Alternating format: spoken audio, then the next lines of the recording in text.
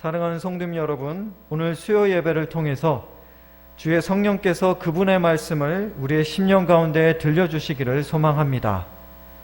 본문 31절에 그런즉 너희가 먹든지 마시든지 무엇을 하든지 다 하나님의 영광을 위하여 하라 라는 성경 말씀은 매우 유명합니다. 우리는 이 구절을 공부하는 학생들에게 알려주면서 하나님의 영광을 위해서 최선을 다해서 공부하렴이라고 격려합니다. 수많은 한국의 기독교 수험생들에게 이 말씀은 위로요, 격려요, 목표가 되고 있습니다. 또한 매해 연말 시상식마다 수상을 받은 기독교 연예인들이 믿음을 고백하면서 모든 영광을 하나님께 돌립니다 라고 고백하고 있습니다.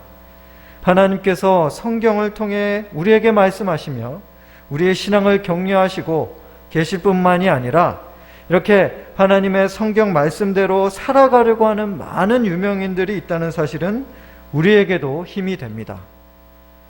오늘은 잘 알려진 이 본문에 대해 그 문맥에서의 의미에 대해서 알아보기 원합니다. 이를 파악하기 위해서는 먼저 당시 고린도 교회의 상황을 알아야 합니다.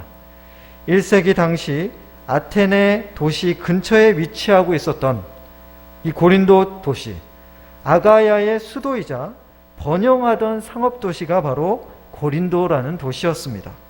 이 고린도 도시에는 우상숭배가 횡행하고 있었습니다. 신전에서 우상신들을 위한 제사가 행해졌고 성적으로 문란한 행위도 행해졌습니다. 사도 바울은 2차 전도 여행 막바지에 1년 6개월간 고린도에 머물면서 고린도 교회를 개척하고 성장시켰습니다. 그러나 당시 교인들 중에는 믿음이 연약한 자들이 많았습니다. 그래서 고린도 신자 중에 일부는 하나님께 예배를 드리면서도 동시에 우상의 신전에서 제사를 드리고 제사 음식을 먹으며 문란한 의식에 참여하기도 했습니다.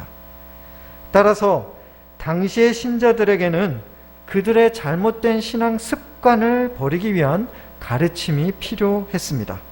그래서 바울은 고린도전서 10장에서 우상 숭배와 우상 제물을 먹는 행위에 대해서 다루고 있습니다.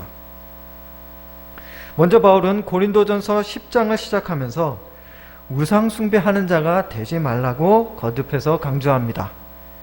그 이유는 무엇입니까? 그 이유 중에 하나가 20절에 나오는데 바울은 말합니다. 20절에서 무릇 이방인이 제사하는 것은 귀신에게 하는 것이요 하나님께 제사하는 것이 아니니 나는 너희가 귀신과 교제하는 자가 되기를 원하지 아니하노라.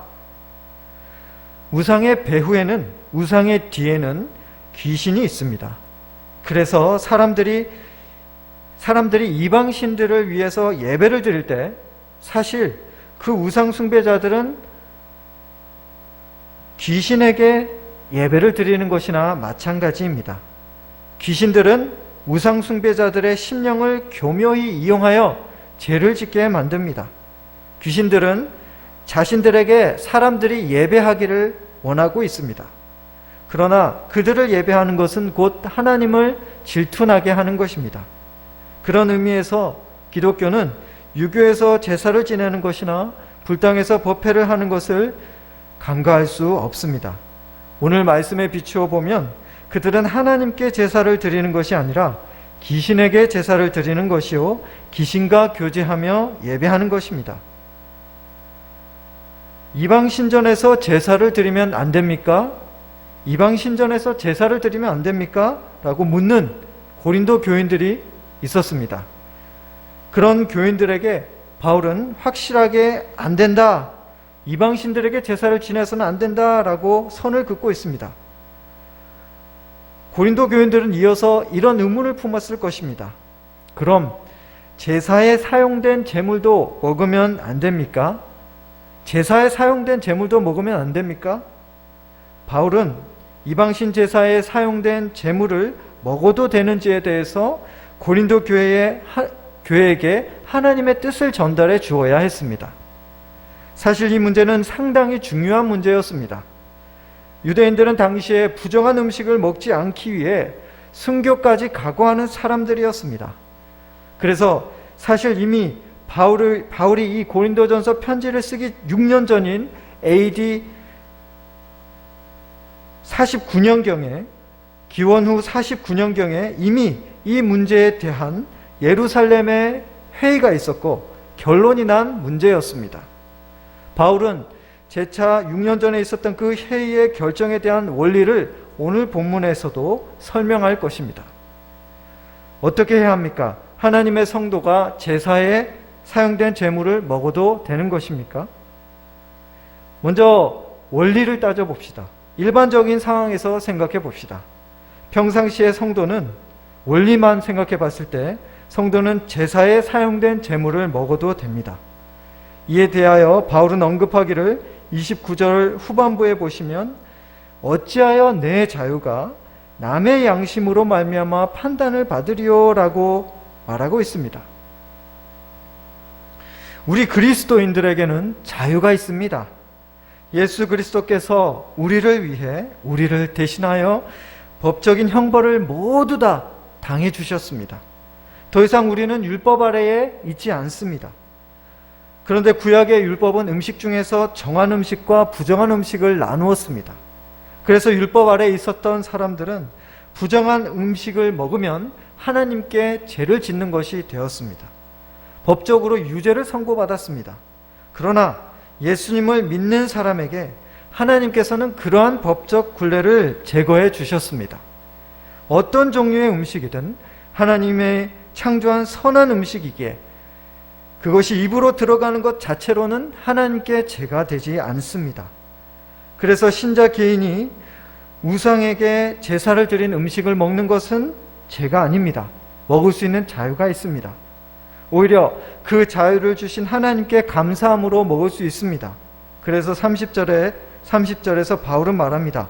30절에 만일 내가 감사함으로 참여하면 어찌하여 내가 감사하는 것에 대하여 비방을 받으리요? 라고 말합니다. 이처럼 우상에게 제사된 음식도 한 성도 개인이 먹는 행위 자체는 원리로 따져보면 합당한 것이라고 바울은 결론 짓습니다. 그럼 이방신에게 제사 지낸 음식을 언제든 자유롭게 먹어도 마음껏 먹어도 된다는 말씀입니까? 라고 우리에게는 의문이 생길 것입니다. 만약 하나님과 신실한 신자 한 명을 따로 떼놓고 본다면 제물을 먹는 것은 문제가 될 것이 없습니다. 그러나 여기에 고려해야 할 대상이 더 있습니다. 바로 내가 제물을 먹는 것을 지켜보는 나 자신 외에 다른 사람들입니다. 지켜보는 다른 사람들입니다. 당시 고린도 지방에 시장이 있었습니다. 고린도 지방의 시장은 신전 근처에 위치해 있었습니다. 자연히 신전에서 제사를 지내고 나서 처리하지 못한 제물들을 당시에는 모두 신전 사람들이 시장에 내다 팔았습니다. 또한 시장에서 제물을 파는 상인들은 그것이 신전에서 온 중고품임을 알리려고 하지 않았습니다. 25절에서 바울이 무릇 시장에서 파는 것은 양심을 위하여 묻지 말고 먹으라 라고 하였습니다. 다른 사람과 상관없이 개개인은 얼마든지 시장에서 파는 상품을 먹을 수 있다는 말입니다. 그것이 제사에 사용된 음식일 수도 있고 아닐 수도 있습니다. 상점 주인에게 묻기 전까지는 우상 제물인지 알 수 없는 일입니다. 25절을 헬라어 원어로 살펴보면 여기서 제물이라고 쓰인 단어는 제사에 쓰인 고기를 뜻하는 단어임을 알 수 있습니다. 그런데 신자가 시장의 그 푸주간 주인에게, 상점 주인에게 이렇게 질문할 수도 있을 것입니다.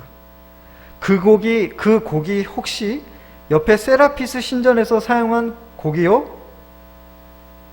만약 상점 주인이 그렇소, 오늘 온 모든 고기가 그쪽 신전에서 온 거요 라고 대답한다면 믿음이 약한 신자는 고민하기 시작할 것입니다. 우상 숭배에 사용된 고기를 가져가서 먹어도 되는 것인가? 라고 양심의 가책이 들기 시작합니다. 집에 가서 그 고기를 실컷 맛있게 먹고 나니 이런 생각까지 들 수 있습니다. 나는 우상숭배에 사용된 고기를 먹으면서 우상숭배에 참여한 것인지도 몰라. 양심의 가책이 부정적인 감정을 자극합니다. 그래서 사실을 왜곡해 버립니다. 여기에 더하여 마귀는 이때다 싶어서 이렇게 말하는 것입니다. 너는 이미 우상숭배를 한 거야. 우상숭배를 한 고기를 먹으니 맛있지. 죄 짓는다고 아무 일도 일어나지 않아. 다음에는 신전에서 예배를 드리면 더 짜릿할 거야 라고 부추기기까지 할 수 있습니다. 그러면 믿음이 약한 신자는 우상숭배를 하고자 하는 마음이 생길 수 있고 마음으로 죄를 짓도록 미혹될 수 있습니다. 우상 제물이 입으로 들어가는 것 자체는 죄가 아니었지만 결과적으로 마음이 미혹되어 마음으로 죄를 지을 수 있는 상황이 만들어지게 된 것입니다. 그래서 바울은 이렇게 믿음이 약한 신자가 겪을 수 있는 상황을 미연에 방지하고자 그 신자의 양심을 위하여 시장에서 그것이 제사에 사용된 음식인지 아닌지를 따져 묻지 말고 그저 사서 믿음으로 먹으라라고 말하고 있습니다.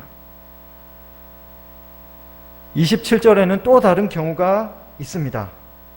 이번에는 불신자가 신자를 자신의 집에 초청하는 경우입니다. 사실 이 당시에 유대인들은 죄인의 집에 방문하는 것만으로도 자신들이 부정하게 된다고 오해하고 있었습니다.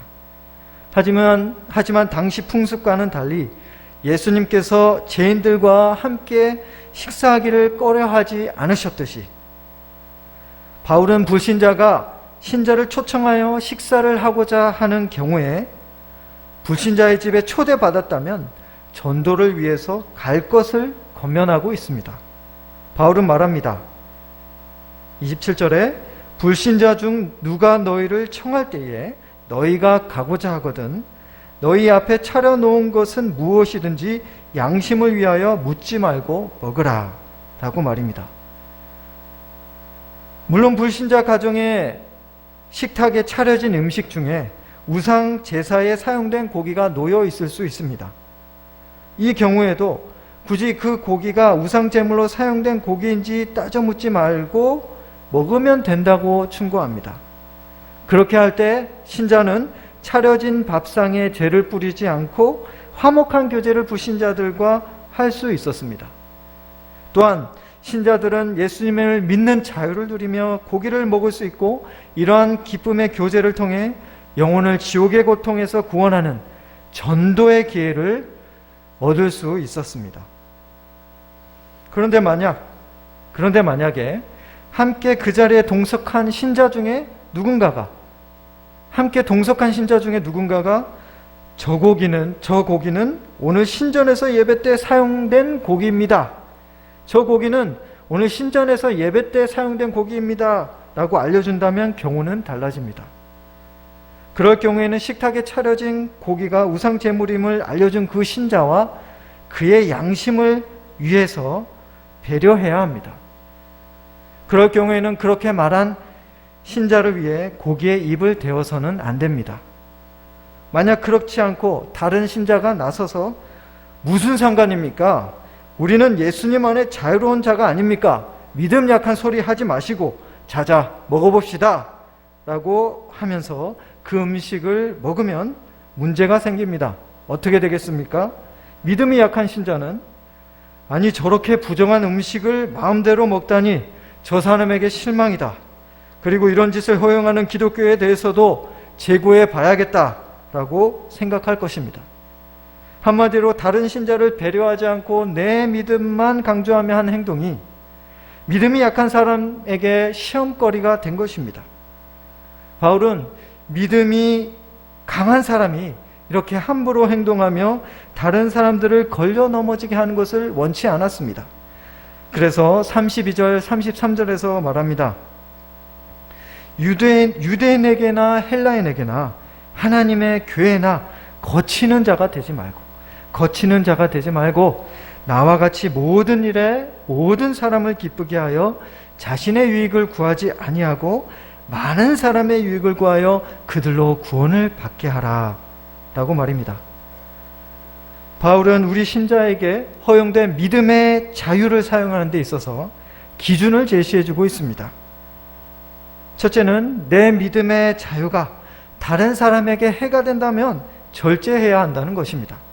둘째는 내 믿음의 자유를 사용함에 있어서 내 자신의 유익보다는 많은 사람의 유익을 위해서 사용해야 한다는 것입니다. 마지막 셋째는 우리 믿음의 자유를 가장 큰 유익인 영원한 영혼의 구원을 위해서 사용하라는 것입니다. 이것은 또한 예루살렘 회의의 결론이기도 했습니다. 베드로와 야고보와 요한 등의 사도들이 모여서 회의를 한 끝에 우상 제물에 대해서는 먹을 수 있는 자유가 그리스도인들에게 있지만 타인의 신앙을 배려하기 위해 절제하여 먹지 않을 것을 결의한 것입니다. 이와 같은 바울의 자세와 초대교회의 자세는 신앙인들에게 경종을 울립니다. 사도들은 하나님만 사랑한 것이 아니었습니다.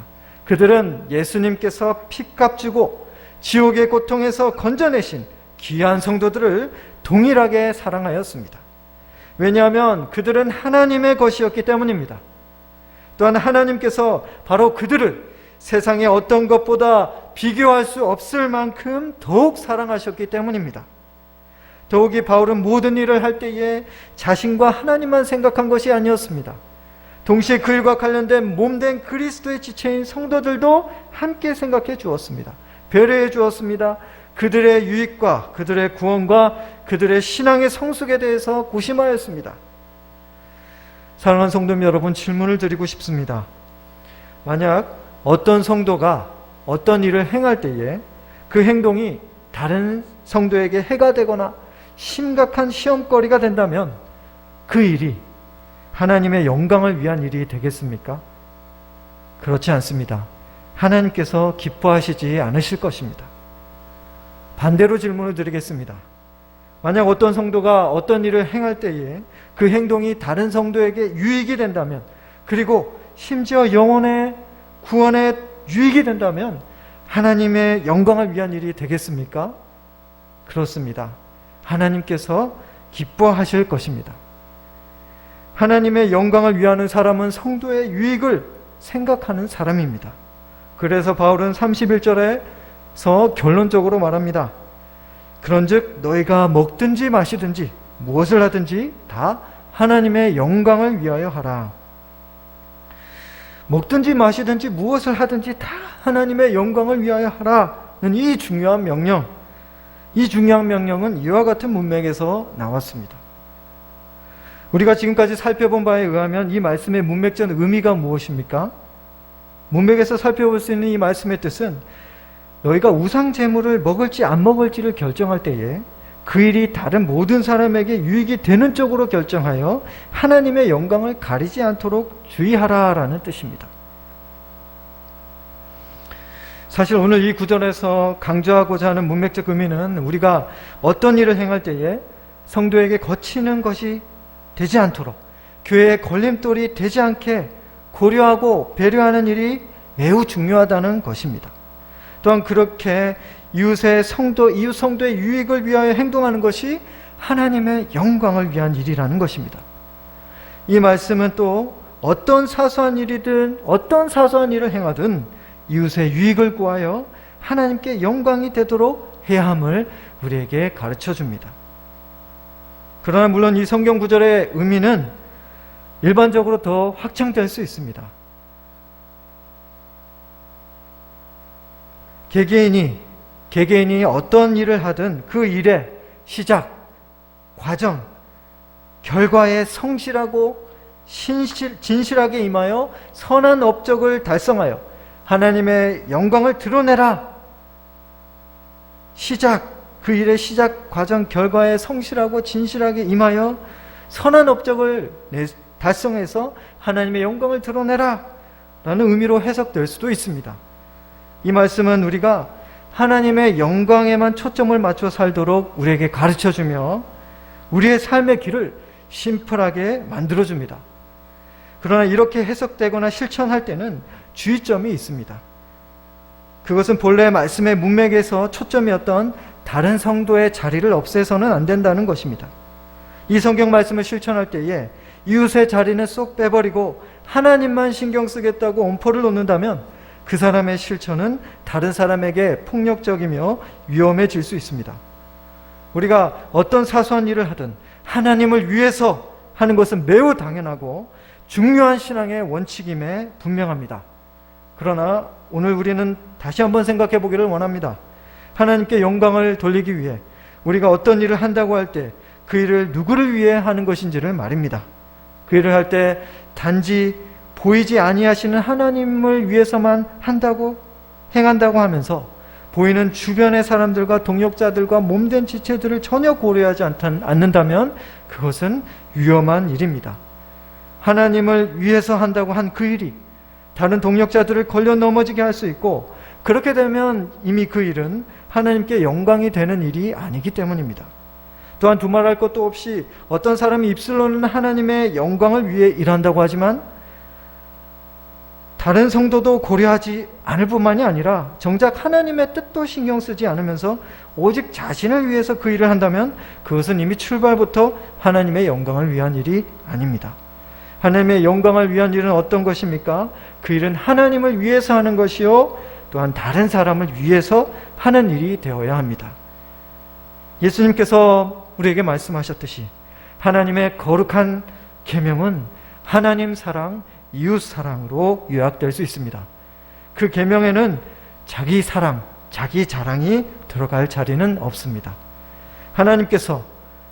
하나님께서는 우리가 이웃의 유익을 위해서 일할 때 그것을 하나님 당신을 위해서 일한 것으로 받아들이십니다. 하나님께서는 자기를 자랑하기 위해서 큰 업적을 이룬 것을 하나님 자신을 위해서, 하나님 당신을 위해서 일한 것으로 인정해 주지 않으십니다. 그래서 바울도 23절, 24절에서 말합니다. 모든 것이 가하나 모든 것이 유익한 것은 아니요, 모든 것이 가하나 모든 것이 덕을 세우는 것이 아니니 누구든지 자기의 유익을 구하지 말고 남의 유익을 구하라 라고 말입니다. 예수 그리스도, 우리의 구원자 되신 예수 그리스도의 자기 절제로 말미암아 예수 그리스도의 자기 절제로 우리는 자유로운 자가 되었습니다. 그분이 십자가에서 우리 대신 죽으셨기에 우리 대신 최악의 고통인 지옥의 고통을 받으셨기에 우리는 그 지옥의 고통을 면제받을 수 있었습니다. 그리고 이제는 선을 행할 수 있는 능력과 선을 행할 때 신적인 기쁨을 누릴 수 있는 자로 예수 그리스도께서 우리를 변화시켜 주셨습니다. 이 모든 것은 오직 자신을 비우고 자신과 원수되었던 타인들을 위해서 피 흘리신 예수 그리스도의 공로 덕분이었습니다. 예수 그리스도 덕분에 영생을 얻은 우리는 어떻게 해야 합니까? 우리는 자기의 유익을 구하다가 욕심이 가득하여 죄를 짓는 것이 아니라 다른 사람의 유익을 구하여 성령이 충만하여 자기를 절제하며 하나님의 영광을 드러내는 삶을 살아가야 할 것입니다. 빛과 소금으로서 예수 그리스도의 행실을 세상 사람들에게 보여주어 그들로 하여금 하나님 아버지께 영광을 돌리게 해야 합니다.